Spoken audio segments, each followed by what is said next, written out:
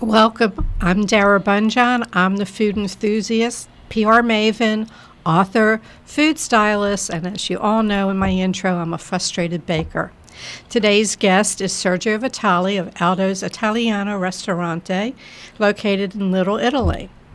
So, Sergio, thank you for coming in and breaking away from your space out at Lombard and President Street, and love local Baltimore. If people have not seen Sergio and the other business owners from downtown giving out, your camera's really over there. That's the one. That's the one? I got the right camera? You got the right camera? Then I don't know where they are anyway. So, let's talk about love local Baltimore and Valentine's Day and chocolates and things that you're giving out. Oh, first of all, thanks for having me on.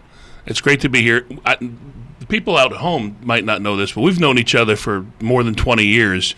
It goes back to the American Institute of Wine and Food. And, everyone who watches and listens to this podcast knows your foodie credentials. But I know them firsthand because we've eaten together, we've had champagne together, and it's just good to be. We don't have any champagne today, but it's good to be here. No, but you brought me chocolates. And after admitting that I had Mallow cups for dinner last night, we all know where I place in the food charts. So let's talk about, I love your Italian restaurant. Thank you. Your dad's outside. He's watching, hopefully. Hope so. Hello. And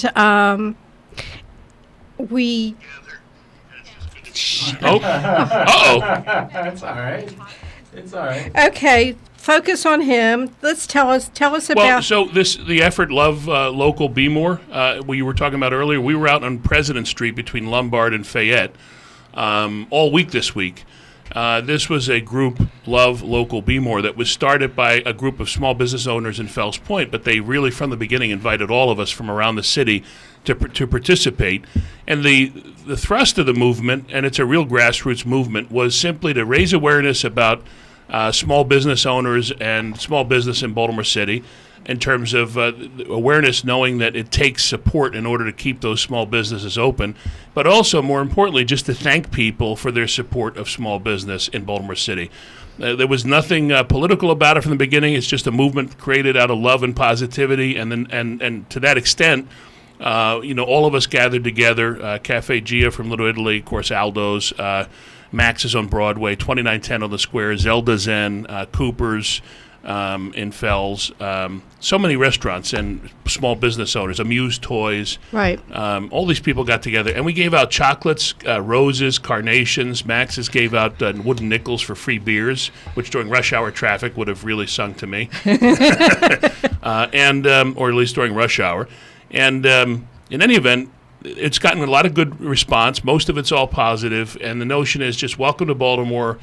There's a media narrative out there, as we all know, that's highly negative. Some of it very well deserved, but the vast majority of experiences in places like Little Italy, the best and safest neighborhood in Baltimore City, Fells Point, Harbor East, are all positive. But you have to come down to support small businesses to experience it. And as you well know, because I know you talk about it on this podcast all the time, there's an amazing food scene in Baltimore City.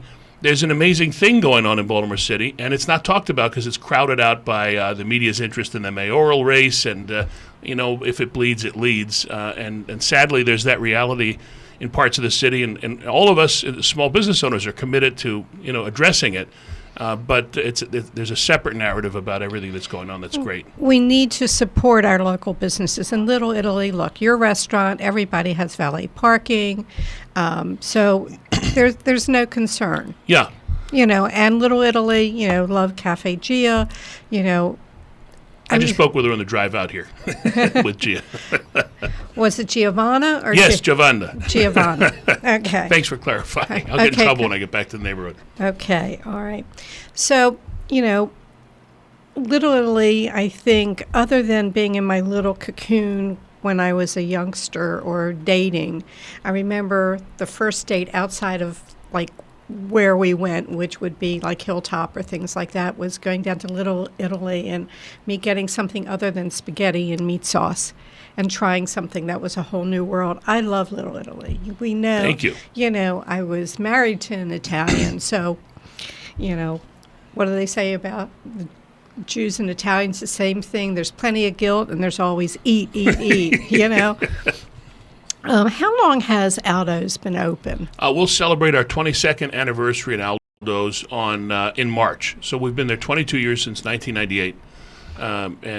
We're just right now, as we speak, reinvesting in the property. We're redoing the women's room. We've just put a new floor in the kitchen. Nobody will see that, but it's an important factor. Yeah, I mean, I think it's evidence of our confidence in what we're doing and where we are, and in Little Italy and in Baltimore. I mean, as I say, there's some negative stories out there, but we're out there. Maybe it takes a little bit of rose-colored glass wearing to be an entrepreneur in general. But we're out there very confident about the future of where we're going. So, yeah, 22 years and we're reinvesting.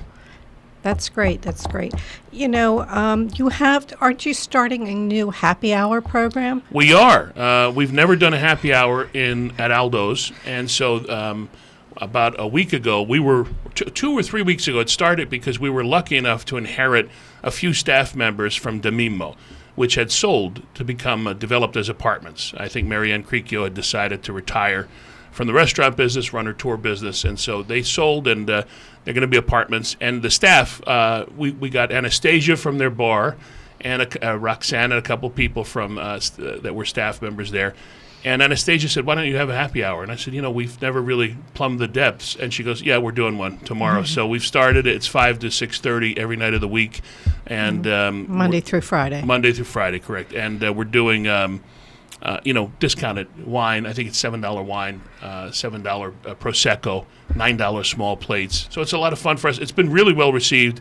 The best way to meet locals from Little Italy, which is an eclectic, awesome bunch of very passionate people, if you can imagine, 2 Italians, 3 opinions, is to come to our bar at happy hour. Well, I like the way when you were running late, you were on Italian time. I'm on Italian time, yes. I'm late to hopefully my funeral, too. I hope I'm late to my funeral, too. That's cool. No, I have to make it down. I just went down. Gia's started a happy hour. Yes. So I went down Friday with my girlfriend, and they didn't know I was there until I posted a picture. And then John Franco came out. He says, "What, you're doing here and you don't say anything?" One of those. Now, if you've not been to Aldo's, and I always stress the beauty of the places, the cabinetry, it's just beautiful. Thank you. It's outstanding. The library upstairs, there's like a wine cellar, big long table in the basement for the wine cellar for special parties. Totally. That's everything you've just mentioned. Aldo's is really a museum to my father's talent. He's a 3rd-generation cabinet maker, and he came to this country in 1961 at the age of 16. But everything, all the finished woodwork at Aldo's, he personally did, from the mahogany bars on both floors to the library, which is all mahogany. And the wine cellar you just talked about, we have events down there all the time. The table that you dine at actually is 200-year-old American chestnut, because a blight wiped out chestnut 200 years ago here. So we had to reclaim it from a barn in Pennsylvania. And my father made the table out of this reclaimed wood. And everything in that room is very personal. He also made the side pieces, this wine storage unit, and the 2 barrels that are in there that are wood that are used for making wine. We made wine in them when I was a kid at home. So it's a real labor of love. Well, I go back to being down in that room, and it was really quite lovely and beautiful. And your dad is from really Sicily, but... Well, close. Calabria. Yeah, the last region on peninsular Italy. Okay. I'm sorry. No. Geography is, for some reason, I thought, we're going back to Calabria together as a family in July, and one of the first things we're going to do is go to Sicily to eat some arancini and, all the Sicilian food, the pastries. I'll have to bring. Right, well, I have to think that some of it lapped over from Calabria, that Sicilian, you have more raisins and you have saffron. But your father, when he came to the country when he was like 16 years old, eventually joined the American Army. Yes. And he was stationed in Tuscany, wasn't he? Yeah, he got to tour Italy by leaving Italy, and he volunteered for the U.S. Army, and he was stationed in Tuscany near Pisa. And he lived there at the best time. The American dollar was very strong, and I think he tells the story. He had house accounts at some of the best Italian restaurants at the time, living large. And that's where he found out that he could cook, because a lot of the guys would run out of money before the end of the month, and he'd charge them to cook up things like eggs in purgatory on a small stove that he bought. And so many people were clamoring to get his food, he realized that he had a skill that he had picked up from his own family, the women in his family, and that was translatable. And so he kept that on the back burner in his mind. When he came out of the Army and came here back to the States, he first was a cabinet maker and had a general contracting business, but then soon found himself in the restaurant business. I have to apologize, everyone. If I keep looking down my little phone holder, so I'm watching if people are watching. Hi, Marilyn Nusanko. She's watching. That's a piece of modern engineering there. Yeah, that's from the dollar. There's a Kleenex underneath. Right. It's from the dollar store, and it broke, and I sort of needed to watch it. So I'm finding I was fixing it all up before you came, and then, of course, I hadn't turned off all my sound on my phone when we first went on air. Henceforth, I said, Sergio, you take it, and I was trying to get everything fixed on the phone so there's no interruption, so I apologize. I didn't want anybody to think I'm throwing shade. No, we know each other for far too long for that to happen. Right. We go back. I remember I was thrilled. We went to Washington, D.C. for Julia Child's 90th birthday party, and Sergio picked me up. It was a brand new BMW, where I met you in Little Italy. Mm-hmm. And we drove over to Washington. It was a museum of natural history, and it was a Sunday, and he pulls up right in front of the museum and gets a parking space. I always call that the movie star space. So we had a lot of fun with that. And I get lucky sometimes. And I knew some of the D.C. restaurateurs, so I remember introducing you to them. That was a fun event. Let's talk. Robert Mondavi was there, senior, and because it was AIWF, wasn't it? It was. I have two events in my mind, because I went out to San Fran, too, with AIWF, and met Julia there as well. But I met her essentially through you and AIWF. Yeah, well, AIWF, American Institute of Wine and Food, Robert Mondavi, Julia Child started this organization, and I can't think of the third person. I think he died in a plane crash. I can't remember his name, but somebody might. But no, we went. It was the opening of Julia Child's at the Smithsonian, because they had totally taken apart her kitchen from her Boston home and rebuilt it in the Smithsonian, and that was the opening, and they tied it in with her 90th birthday. So don't you have some of her things? I do, and they're going to show up in the Sun papers. Absolutely. Cool. We don't want to give it away. I've been very lucky at auctions, but we're not auctioning it. But I do have 2 of her tea towels, an oven mitt, her Charlotte mold, 2 letters of authenticity, and I also have, it was a large sheet, it was a proof to her cookbook of all the colored photos that I framed. Cool. So I have that, and the Sun Papers is doing a special magazine after the food magazine. I think it's home and things, and that's what it's going to be in there, and hopefully I don't look too bad. I photograph so well anyhow. You know what I have of hers? I have her favorite lobster purveyor from New England. I called, of all people, Dianese one day and said, I need a suggestion on lobster purveyor. She said, hold on. And the next thing I know, I hear this unmistakable voice, and it's Julia's. And she said, well, my favorite, I'm not going to do an impression. My favorite lobster purveyor is this person. And she gave me the name and number. And to this day, we still get Maine lobster from Julia Child's preferred purveyor. You know, listen, when you're Julia Child, you probably know a thing or two, especially about lobster. About lobster, well, I'm called the Lobster Queen on my Facebook page. Whenever lobster's on sale, I post it and people wait for it. So it's the truth. And can I tell you something? In my will, I'm going to be cremated, but I'm going to have a memorial, and in the will it says to serve lobster at my memorial. That's hilarious. A little macabre, but awesome. Well, nobody said I was perfect. Let's have lobster ahead of time before that happens. Okay, well, come down, we'll have lobster. I plan to. We'll be serving a lot of lobster this weekend for Valentine's Day.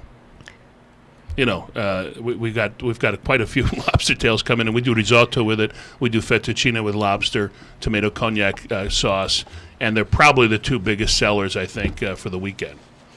Well, you're also doing something special tonight, which is Yes, tonight. February 13th. Why don't you fill people in? Tonight only the 13th. What we in the restaurant business call Valentine's Eve, because Valentine's weekend is our Super Bowl, so we have a name for everything. Right. Valentine's Eve.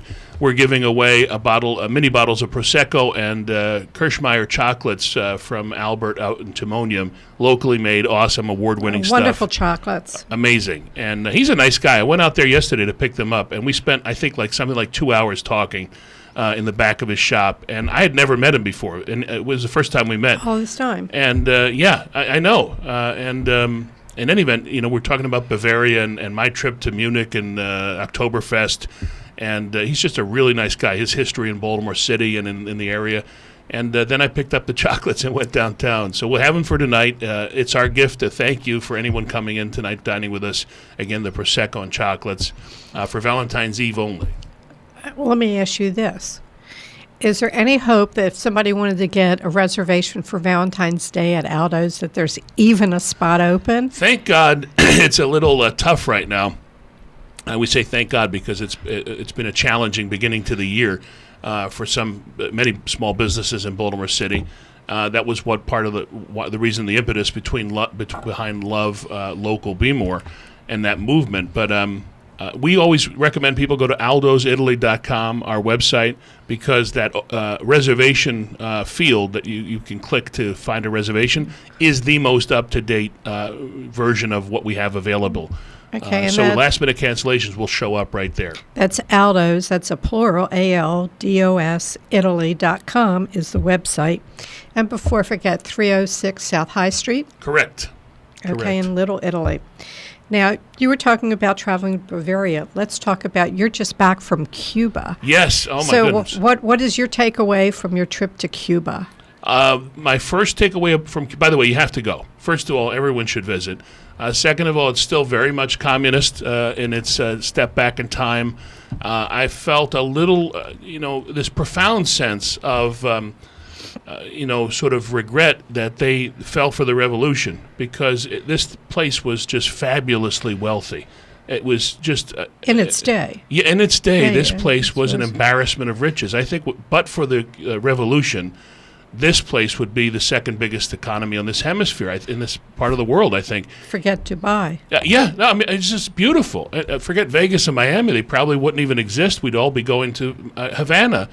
But in any event, in its present day, it's awesome.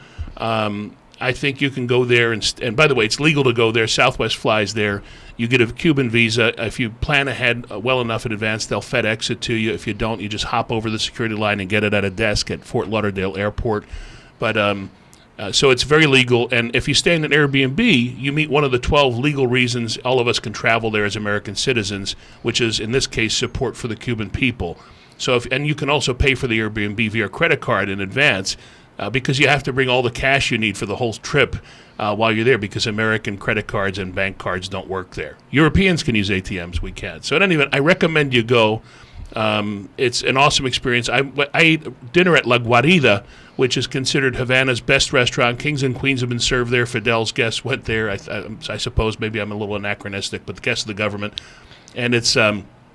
we had cochinillo, yuca, all the classic stuff. The one thing I learned, Cuban sandwiches are probably more Miami than Cuban. They were not made the same way there. I had one, and the Cubano was totally different. It was like a vending machine sandwich there. I think they were doing the best they could with the rations. So that huge sandwich with the ham that we're used to from Carreta and stuff in Miami don't exist there, at least in my experience. Maybe I'm wrong. What other travels do you have? Do you have anything? You said you're going away in July to go to. July will mark the first time my entire family will travel overseas together since the 80s. We've all been back to Italy individually, but we're going to make a family trip. My nephew's 10. My father's turning 75 next week, and he's going to take his grandson to Italy for the first time. That's my sister-in-law hasn't been there, so we're going to visit Rome for 4 days, decompress after the flight, and then go down to my father's hometown in Sant'Andrea Ionio in Calabria. And we'll be there for about 10 days. So 14 days total. We'll day trip it in Calabria from there, but visit family. My father's sister's still there. My cousins are still there. There's you could throw a stone in Italy. Every town has a relative. But most of my family that are in Italy are still around that town, and It's just great. I was there a couple years ago. My cousins insisted that I visit. I was in Verona, and they flew me down for one day. I was on business, and they insisted, you can't say no. I mean, how are you going to say no?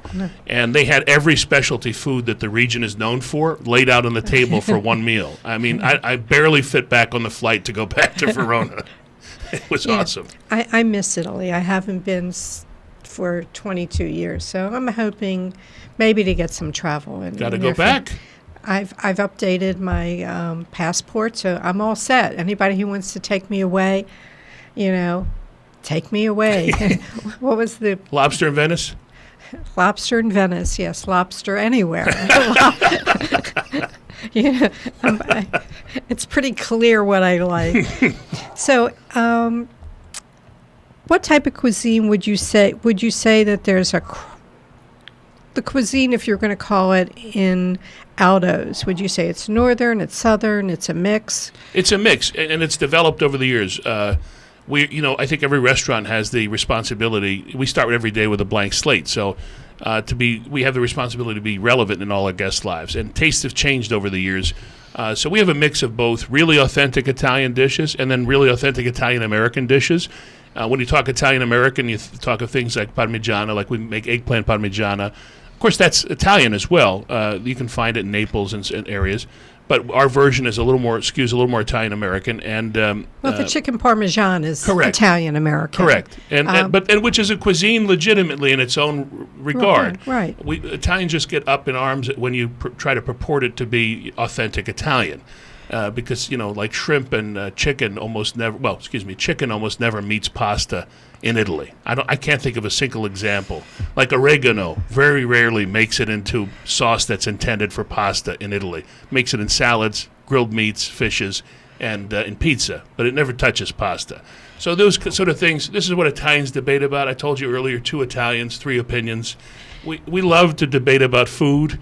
And everyone's recipe is different, even in the same town. It's hard to talk about regionalism because, Mario Vitale, before his fall from grace, used to talk about micro-regionalism because in the same town, from house to house, you have big arguments about how to make the regional dish. Big arguments. Very passionate, wine-fueled arguments. And that's worth it. And then the Sunday meal, I remember. Oh, yeah. I went, this is an old story. I used to work for Wigan Cosmetic Company, and I would travel to malls. We had kiosks. So somebody said, we'll go over to Tootsie Guerrera's house. What a name. In Youngstown. They do Sunday supper. And if everybody was welcome, these big tables, like the table that you have in the wine cellar, but multiple ones. And they bring out platters of chicken, platters of pasta, and I sat there and I went, this is heaven. And the best part is the dinner conversation will be about what to eat next, like tomorrow's lunch. Right. That's the most interesting conversation. You know who does, in my opinion, the best Italian-American Sunday dinner in the country? Steve Martirano down at Cafe Martirano's in Lauderdale. He's got places in AC in Vegas, too. Right. But he does a great meatball. He's a nice guy. I was just down there. On the way back from Cuba, I had the choice of a 3-hour layover or a 6-hour. I took the 6-hour in Lauderdale so I could eat dinner at Cafe Martirano. And he's just a good guy. He does Sunday meal better than anybody else in the country. I'll have to remember that. Should I hit Fort Lauderdale, though? I think my bikini days are gone. Nobody wanted to see me in the bikini, the male version. Speedo. Although that's my move in Europe to clear out a beach. I pretend I'm a German tourist in a Speedo. It's either beached whale or, fat chef syndrome. Yeah. Well, anything else that we should know about Aldo's, about Sergio, about Love Local Baltimore? Listen, come down to Baltimore City and support the places that you love. Discover a couple new places. We're all doing things that are awesome with passion. Little Italy is the best and safest neighborhood in Baltimore City. You can get to it very easily. Don't believe the hype. And, Baltimore's a great town. You know how you know Baltimore's a great town? Because people who are not from this area, who choose to live here, tell you that. I was born somewhere else, but I chose to come here to Baltimore, and they make it their home. And those of us who have been born and raised in the area, I think we forget sometimes what riches we have here. This is a really great city, and as I say, the proof in the pudding is people from around the world come here and tell you this is a really Very great city. Well, I know that you see a lot of them come to Preakness because you host a lot of the people from the Preakness annually. They always come back to Aldo's. It's great to have Hopkins in our backyard. It's great to have Preakness. We have to, I'm glad they're saving Preakness. It brings people from, and it gives us airtime in positive coverage around the country and world. Well, I'm going to sort of wrap up here, remind people, aldositaly.com, 306 South High Street. Go to the website to get your reservations. I always end with some food news. The famous Ben's Chili Bowl in Washington is coming to Baltimore at the Horseshoe Casino. They are marketing that area, the marketplace within the Horseshoe Casino, so Ben's Chili Bowl will be there early March. Potomac Pizza is coming to the area, coming to Greenlee Crossings, that's out on White Marsh. And sad to say that Medici Pizza out in White Marsh is closing. They were lovely people. And also, I want to wish the ACF culinary team that is in Germany right now, competing in the international competition, Go USA. Oh, wow, Go yeah. USA. We have a couple of the Baltimore chefs that are part of that. I always like to tell people that they can find this show on the J. Moore Living Facebook page. It's up there for perpetuity. Sometimes Good I Lord. might not want it, but it's up there. You can also find on jmoreliving.com, and that also links you to our YouTube channel. I always offer out, if you would like to sponsor our show and be involved with J. Moore Living's magazine, you can reach out to me at food@jmoreliving.com. I thank you for watching. I thank you for sharing the program via social media. That's one of my favorite things, to see it grow. And next week, we will be hosting James Beard nominee, author, baker and mom, and real character Allison Robicelli. Oh, yeah, she's great. She's a hoot. Has no opinions on anything. None whatsoever. I love her. The show will be minuscule. No, it won't. And she's done a couple books since she's been here in Baltimore. She and There's her another husband, person who loves Baltimore who came from somewhere else. right? She Classic came from example. Brooklyn, right? Unfortunately, she's moving to Chicago. Our I know, loss. we're losing Chicago's her. gain. She's traveling for the weather. Yes. She wants to find better weather than 7 seasons in one day. What's that about? I wouldn't want to go to Chicago. I know they have great restaurants, and I was up there, and luckily when I was there, they had fluke good weather in March, so I was Well, Chicago residents, I think of Oprah, who ships crab cakes from here to herself there. So what does that tell you? It's Baltimore everywhere. Baltimore everywhere. And to remind folks, I am here every Thursday at 12:30 with interesting guests, just like Sergio Vitale. Thank you. Thank you so much. And I Appreciate hope it. Dad's outside, so we say Ciao, Papa. ciao, Hello. Papa. And as I always say, may your plates always remain full. And I Thank thank you for watching the show.